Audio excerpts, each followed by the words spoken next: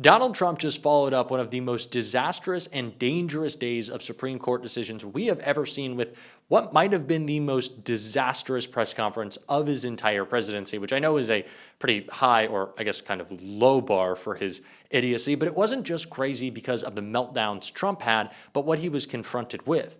Calls out of his illegal activity, his crypto scams, and what one reporter screamed at him led to a very strange reaction, which honestly makes me scared for the media. We're going to get into it all, but first I want to start with Donald Trump being confronted over his crypto corruption and the rambling answer he gave. Thank you, Mr. President. On a related subject, many Democrats have said that they are not going to support crypto bills in Congress only because of you and your family's personal crypto ventures. And these votes are in some cases needed to pass. Are you open to the idea of pulling away from your personal crypto ventures just for the next few years if that helps get these crypto bills passed in the next few months? Well, it's a very funny thing, crypto. So I became a fan of crypto, and to me it's an industry. I view it as an industry, and I'm president. And if we didn't have it, China would, or somebody else would, but most likely China. China would love to. And we've dominated that industry. It's a big industry, by the way. In fact, when the stock market went down recently, crypto and Bitcoin and all of that went down much less than anybody else as a group. And we've created a very powerful industry, and that's much more important than anything that we invest in. We invest in it, but really that was an industry that wasn't doing particularly well. I got involved with it a couple of years ago, and before the second term. I got involved before I decided to run. I only decided to run because I saw what was happening, and Biden was incompetent. So Donald Trump is asked about his crypto corruption, and mind you, this is a man who has talked nonstop accusing Joe Biden and his family of corruption, and ultimately it's the Trumps who have profited billions of dollars from the presidency. And of course, he goes back to those false claims, those false smears, because every Trump accusation is really an admission of the truth about himself. But of course, Trump didn't stop there with the rambling nonsense when he was asked about tariffs, another failure of his presidency. He melted down once again because he's got no answers. And then we'll check out what a reporter yelled at him. He hopes tariff deals with major partners will be done by Labor Day. So if some deals are not done by your July 9th deadline, will some countries' tariffs go back up, or will they stay where they are now? Well, there are some countries that are used to ripping us off, to be honest with you. And I don't want to name them, but you sort of can name them. And they're so used to just, taking it billions and billions of, look, we had a trade deficit of more than $1 trillion. Think of a trade deficit. That's because nobody cared. We cared a lot when, I took in hundreds of billions of dollars in tariff. We had the greatest economy in history up until now. I think we're going to blow it away. But during my time, and especially prior to COVID, we had the greatest economy in the history of our country. I think we're going to blow it away now based on the kind of numbers that we're seeing. But some countries are very angry because they've been ripping us off for years. They've been making billions and billions of dollars. There was nobody to negotiate with. They could do whatever they want. They charged us tariffs, by the way, at numbers that we've never seen before. And we ended up losing much more than $1 trillion a year. $1 trillion a year on trade. And now they're being met with a force that's far greater than them, and they don't like it. So they're upset because instead of making, $5 billion, they're going to break even. Or they'll make a little bit. I want to be nice. They'll make a little bit. Or we'll make a little bit. It's a big difference. Yeah, please go. So is there a deal? There's not a deal, but there is a deal. But the deal's not done, but the deal's almost done. We don't really know much about the deal, I guess. We're learning a lot about what the art of the deal is, which usually tends to be Donald Trump being humiliated. But I think the art of the deal, as was the case with the original book, has more to do with the press tour of lies than any actual concrete agreements. But mind you, during this entire time, we're still getting screwed because there's tariffs in place. Donald Trump doesn't care about that. And the worst part of it is, even if Donald Trump does reach any sort of agreement with nations that he's launched this idiotic trade war on, I doubt that companies will be lowering their prices. The one thing that Donald Trump said he would have them do And of course, that was a lie, but a lie some in MAGA are willing to digest and be happy with, which is what we saw from a reporter who screamed something pretty crazy at Trump, considering he's in the White House briefing room. Just take a look. Mr. President, what would you say to Americans who fear that this is more and more concentration of power in the White House and the executive? Well, this power? really brings back the Constitution. This is what it's all about, and this is really the opposite of that. I mean, the question is fine, but it's the opposite. The Constitution has been brought back. Thank you so much, President Trump. Illegal crossings in the border are zero now. Zero. Does everyone hear that? Zero. Trump 2028! Do you intend, President Trump, Who's that guy? I like him. He's working the cameras. with this new reality, This is a trend that we have been observing throughout the Trump presidency. Who is allowed in, who is pushed out? Of course, we know that the Associated Press were banned from White House briefings because they refused to recognize Donald Trump's idiotic Gulf of America. But Carolyn Levitt has taken a very specific effort in bringing in MAGA influencers to ask softball questions. And we're going to see one of those in just a second. But the fact that you have a quote-unquote reporter screaming out Trump 2028, he yelled Trump 2028 at him, is insane. What would happen if that was Joe Biden? What would happen if that was Barack Obama? MAGA had a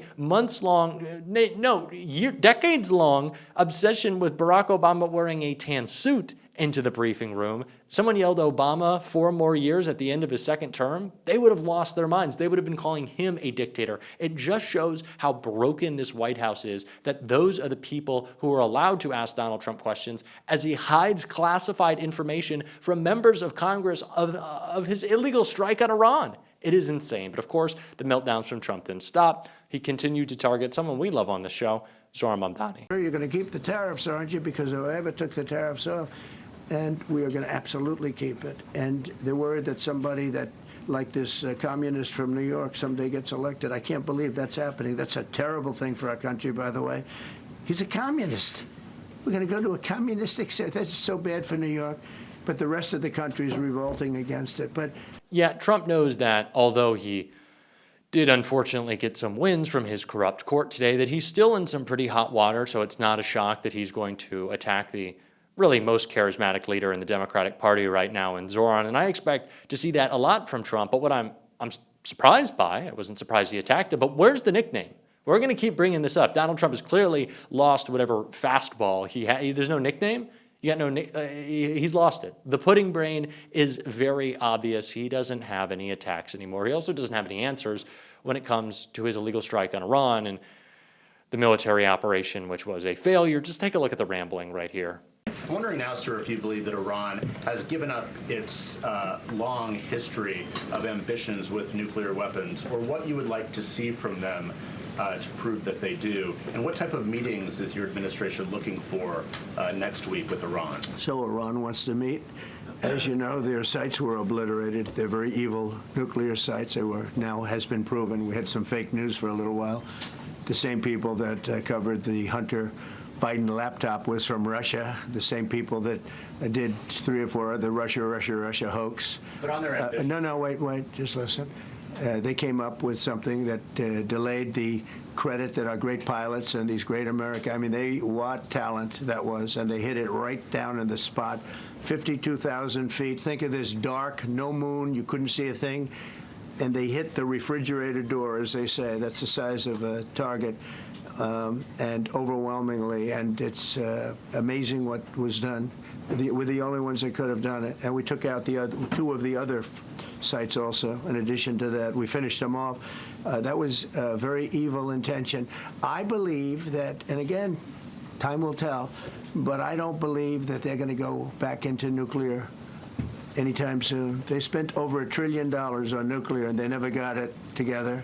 And nothing was moved from the site. Donald Trump's politics, and thus the politics of MAGA, operate at a very petty personal grievance. The personal element of it is very important here. It's the reason Donald Trump loves tariffs so much, because it leads business leaders and leaders of other nations to come and to ask Trump to end his idiotic trade war, which he never should have started. But that's the part of it that he likes. He likes the personal contact. He likes to feel important. Being an idiotic president isn't enough. He also has to launch an idiotic trade war and an idiotic literal war, but he still doesn't know what he's doing. And of course, as Donald Trump decided that he would attack everyone all the time, he turned his sights to Gavin Newsom as well. Just take a look.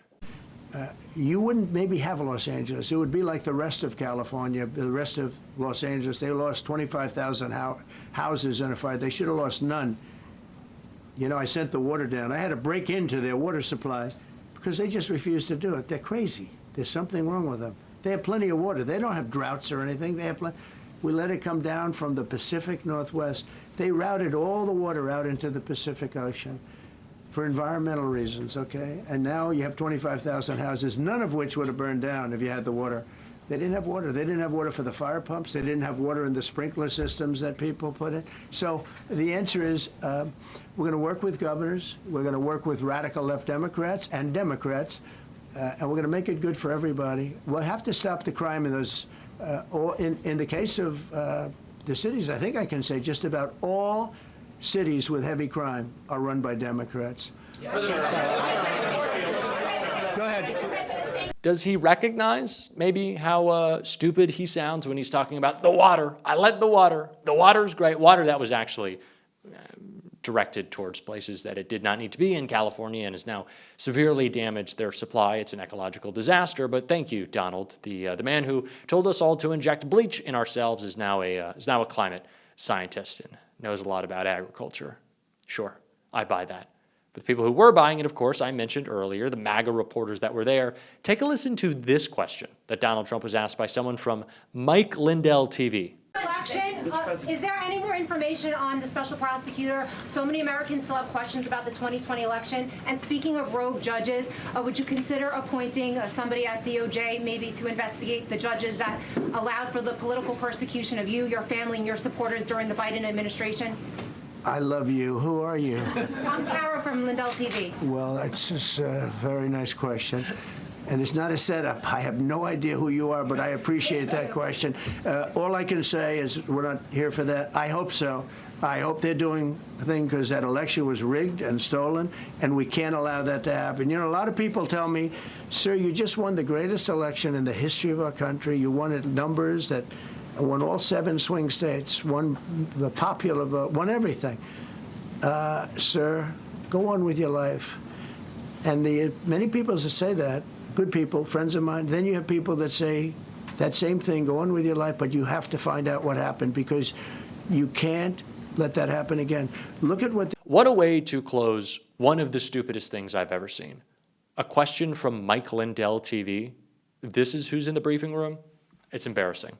But this is why, more than ever, independent media that is willing to call out Donald Trump instead of coddle him is so important. It's what we're doing on this show, and if you want to support that, as always, you can hit that subscribe button, leave a like on this video, and if you stuck around to the end, drop a blue heart in the comments.